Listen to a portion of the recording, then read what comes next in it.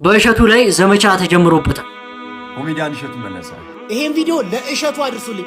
ሙስሊሞች ከሆናችሁ የቪዲዮ ሙስሊም ላልሆኑት እንዲደርስ ስለምፈልግ በደንብ ኮፒ ሊንክ፣ ሼር፣ ዲዩት፣ ሪፖስት በማድረግ እስከ መጨረሻው ድረስ አዳምጡኝ። እሸቱ ምን ቢናገራቸው ነው እንደዚህ የሚሉት? አሁን እኮ ችግር የፈጠሩብን በየቲክቶኩ እየመጡ ቤተ እምነቱ ሳይወክላቸው የቤተ እምነቱ ተቆርቋሪ ነን፣ ተከራካሪ ነን፣ አስተማሪ ነን የሚሉ ሰዎች ናቸው። ምንም የሚያውቁት ነገር የለም።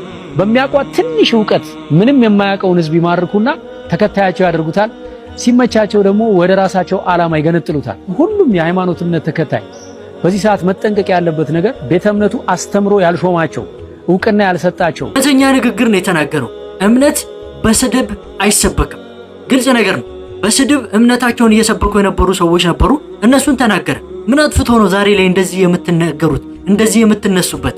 እውነተኛ የኦርቶዶክስ ልጅ ማለት እሱ ነው። እምነቱን ያስከበረ የስድብ እምነት እንደሌለው ያሳየ።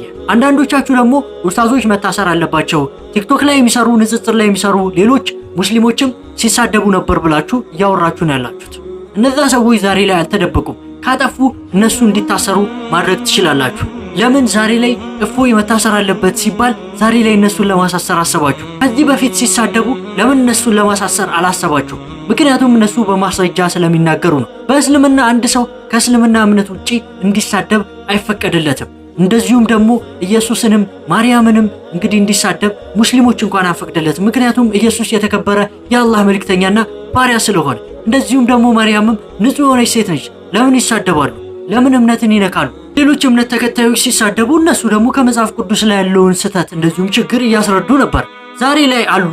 እንግዲህ ካጠፉ መክሰስ ትችላላችሁ። በማስረጃ እናንተ ጋር ይቀርባሉ። አልተደበቁም። እንግዲህ እንደሌሎቹ እምነትን ተገና አድርገው ተሳድበው ነብዩን ሰለላሁ ዐለይሂ ወሰለም ተሳድበው እንደሚደበቁት ሰዎች። ለኢድ ምርጥ ጀለቢያዎችንና ሞሮኮ ጀለቢያዎችን እኔ ጋር ታገኛላችሁ። ከየትኛውም ዓለም ሀገር ላይ ሆናችሁ ለምትወዱት ሰው ሰርፕራይዝ ማድረግ ትችላላችሁ። የትኛውም ሀገር ዴሊቨሪ አድርገን ስለምናደርስ ምንም እንዳታስቡ።